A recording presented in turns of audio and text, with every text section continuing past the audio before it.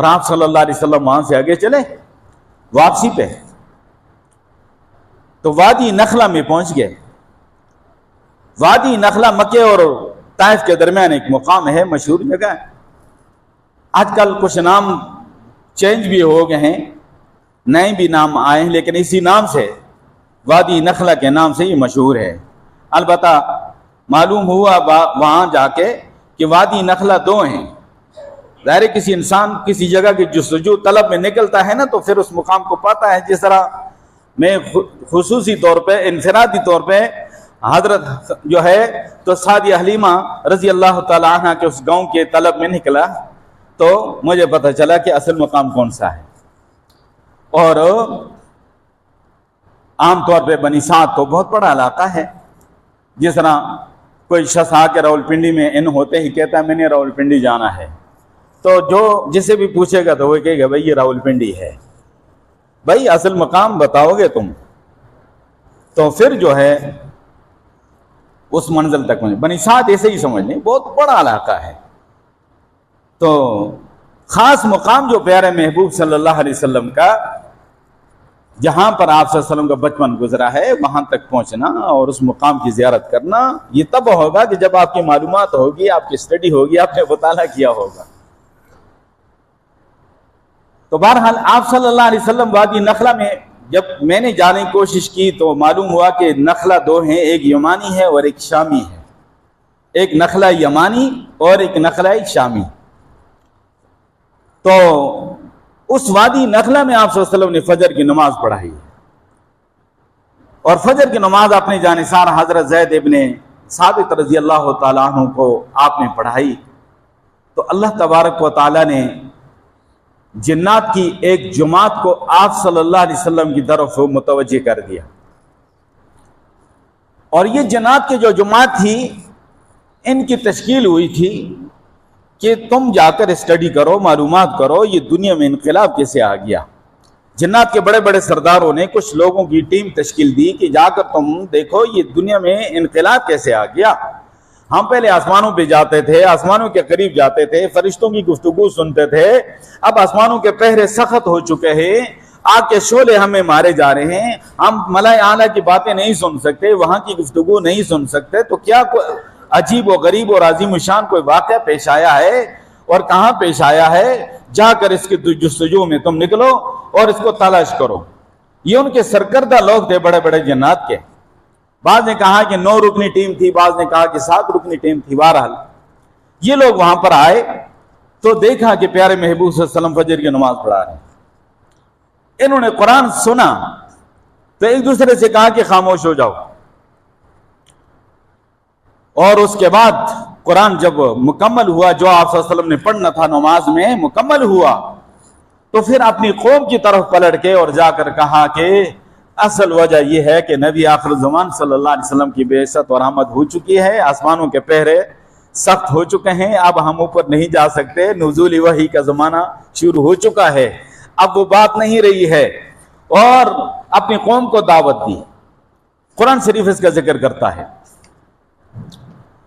وَإِذْ صَرَفْنَا إِلَيْكَ نَفَرًا مِّنَ الْجِنِّ يَسْتَمِعُونَ الْقُرْآنَ، اور جب پھیر دیا ہم نے آپ کی طرف ایک جماعت کو جنات میں سے، یستمعون القرآن، وہ قرآن کو سن رہے تھے، فلما حضروہ، پیارے محبوب جب آپ کے قریب وہ آگے، قالوا انصتوا، تو انہوں نے ایک دوسرے سے کہا خاموش ہو جاؤ۔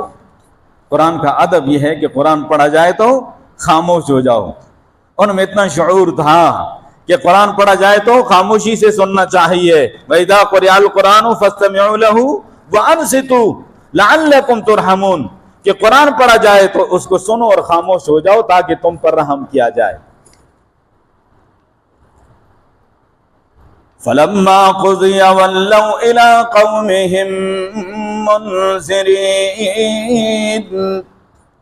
جب وہ قرآن جو پڑھنا تھا پیارے محبوب نے مکمل ہو گیا، وَلَّوْا إِلَىٰ قَوْمِهِمْ، پھر گئے وہ اپنی قوم کی طرف، منذرین، ڈراتے ہوئے، قوم کو ڈرانے لگے. قالوا یا قومنا، کہا انہوں نے اے ہماری قوم، انا سمعنا کتابا انزل من بعد موسیٰ، بے شک ہم نے سنا ایک ایسی کتاب کو جو موسیٰ علیہ السلام کے بعد اتاری گئی ہے، مصدقا لما بین یدیہ، اپنے سے پہلے کتابوں کی تصدیق کرنے والی ہے، یہدی الی الحق، حق بات کی رہنمائی کرنے والی ہے، وَإِلَىٰ طَرِيقٍ مُسْتَقِيمٍ،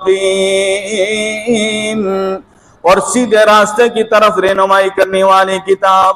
یا قومنا اجیبوا داعی اللہ وآمنوا بہ، اے ہماری قوم اس اللہ کی طرف بلانے والے کی دعوت کو قبول کر لو اور اس پہ ایمان لاؤ. یغفر لکم من ذنوبکم، اللہ تمہارے گناہوں کو معاف کر دے گا.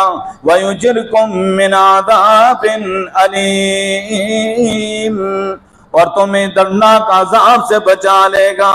اور سنو، ومن لا یجب داعی اللہ، اور جو اللہ کی طرف بلانے والے کی بات کو قبول نہیں کرے گا، فلیس بمعجز فی الارض، وہ زمین میں اللہ کو عاجز کرنے والا نہیں ہے. ولیس لہ من دونہ اولیاء، اور اس کے لیے اللہ کے سوا کوئی حمایت بھی نہیں ہوگا. اولئک فی ضلال مبین، اور یہی لوگ سری گمراہی میں ہیں. تو میرے دوستو، جب جنات نے سنا ایک دفعہ قرآن تو مسلمان ہوئے کیا کہ اپنی قوم کو بھی دعوت دینی شروع کر دی. اور پھر اللہ نے پوری سورت جن پیارے محبوب صلی اللہ علیہ وسلم پہ اتاری کہ قل اوحی الی انہ استمع نفر من الجن فقالوا انا سمعنا قرآنا عجبا. آپ فرما دیجئے پیارے محبوب صلی اللہ علیہ وسلم کہ میری طرف وحی کی گئی ہے کہ بے شک جنات کی ایک جماعت نے قرآن سنا اور وہ مسلمان ہوئے، اور انہوں نے وہاں پر جو تبصرہ کیا ہے تو اس کا بھی ذکر قرآن شریف میں موجود ہے. قل اوحی الی انہ استمع نفر من الجن، فرما دیجئے وحی کی گئی ہے میری طرف کہ بے شک سنا ایک جماعت نے جنات میں سے قرآن کو. فقالوا انا سمعنا قرآنا عجبا، بس انہوں نے کہا بے شک ہم نے عجیب قرآن سنا ہے. یہدی الی الرشد، یہ قرآن رہنمائی کرتا ہے ہدایت کی طرف اور رشد کی طرف. فآمنا بہ، بس ہم اس قرآن پہ ایمان لے آئے. ولن نشرک بربنا احدا، اور ہرگز ہم شریک نہ کریں گے اپنے رب کے ساتھ کسی ایک کو. ان کو سمجھ آ گئی، ایک دفعہ سنا شرک سے پکی توبہ کر لی. اور فرمایا وَأَنَّهُ تَعَالَى جَدُّ رَبِّنَا، اور بے شک شان یہ ہے کہ بلند و بالا ہے ہمارے رب کی شان کے. مَتَّخَذَ صَاحِبًا، نہ اس نے کوئی بیوی بنائی، وَلَا وَلَدًا، اور نہ اس کی کوئی اولاد ہے. اور اس سے پہلے جو کچھ ہوتا رہا، وَأَنَّهُ كَانَ يَقُولُ سَفِيهُنَا عَلَى اللَّهِ شَطَطًا، بے شک ہمارے بیوقوف لوگ اللہ کی طرف غلط بات منسوب کرتے تھے، جھوٹی بات منسوب کرتے تھے. آج ہمیں یہ بات سمجھ آ گئی. اللہ نے ان کو ایمان کی دولت سے مالا مال کر دیا. ایک دفعہ قرآن سنا اور پیارے محبوب صلی اللہ علیہ وسلم واپس تشریف لائے تو غار حرا میں آپ نے دوبارہ قیام فرمایا. یہی غار حرا کہ قرآن کے نزول یہاں سے ہوا. آج دوبارہ اس کو یہ سعادت حاصل ہوئی کہ پیارے محبوب کے قدم مبارک وہاں پر لگے، وہاں پر آپ ٹھہرے. اس بات کو آگے میں پھر عرض کروں گا. وہاں سے مکے پھر کیسے گئے؟ وہاں سے ایسے ہوا کہ آپ صلی اللہ علیہ وسلم مکے میں جب پہنچے تو جنات کا ایک سردار آپ کے پاس آئے اور کہا کہ یا رسول اللہ صلی اللہ علیہ وسلم ہماری قوم کے لوگ مسلمان ہو گئے. بعض نے 6,000 کی تعداد بتائی ہے، بعض نے 12,000 کی تعداد بتائی ہے. تو آپ صلی اللہ علیہ وسلم سے وہ ملاقات کرنا چاہتے ہیں. آپ صلی اللہ علیہ وسلم نے جگہ طے کر دی. ایک کوئی ہے حجون، مکے کے ساتھ ایک مقام ہے وہاں پر، اور وہاں پر وہ لوگ آ گئے. عبداللہ ابن مسعود رضی اللہ عنہ ساتھ ہیں. آپ صلی اللہ علیہ وسلم تشریف لے گئے، ایک دائرہ کھینچا اور عبداللہ ابن مسعود رضی اللہ تعالیٰ عنہ سے فرمایا کہ اس کے اندر رہنا ہے، نکلنا نہیں ہے. اور آپ وہاں تشریف لے گئے اور جنات کا بہت بڑا مجمع تھا جسے 6,000 سے 12,000 کا تاریخ میں ذکر آتا ہے. وہاں مسجد جن موجود ہے آج، اور مسجد حرس بھی کہا جاتا ہے. تو حرس کا معنی چوکیداری کا آتا ہے، اور مسجد جنبی ہے، آج بھی وہ موجود ہے۔ تو آپ صلی اللہ علیہ وسلم نے ان کو دعوت دی اور ان کی رہنمائی کی اور ان کے کچھ فیصلے کیے، اور کئی دفعہ آوازیں بلند ہو جاتی۔ عبداللہ ابن مسعود رضی اللہ تعالیٰ عنہ فرماتے تو مجھے خوف ہوتا کہ پیارے محبوب صلی اللہ علیہ وسلم کو کوئی تکلیف نہ پہنچے، اور فرمایا کہ میرے پاس سے عجیب و غریب مخلوق گزرتی، پیارے محبوب صلی اللہ علیہ وسلم نے منع نہ کیا ہوتا تو میں خوف کی وجہ سے بھاگ جاتا، لیکن آپ صلی اللہ علیہ وسلم نے دائرہ کھینچ کر مجھے وہاں بٹھا دیا تھا اور منع کر دیا تھا، نکلنا نہیں ہے اور کہیں جانا نہیں ہے۔ میں وہ عجیب و غریب قوم دیکھتا رہا، وہ تفصیلی واقعہ موجود ہے۔ تو بہرحال اتنے سارے لوگ مسلمان ہو گئے، پیارے محبوب کا وہ سفر مبارک ہوا کہ جنات بھی مسلمان ہو گئے، حضرت عباس مسلمان ہو گئے۔ اگلا پھر مرحلہ میں آپ کو بتاؤں گا کہ اللہ نے پھر عرشوں پہ بلایا۔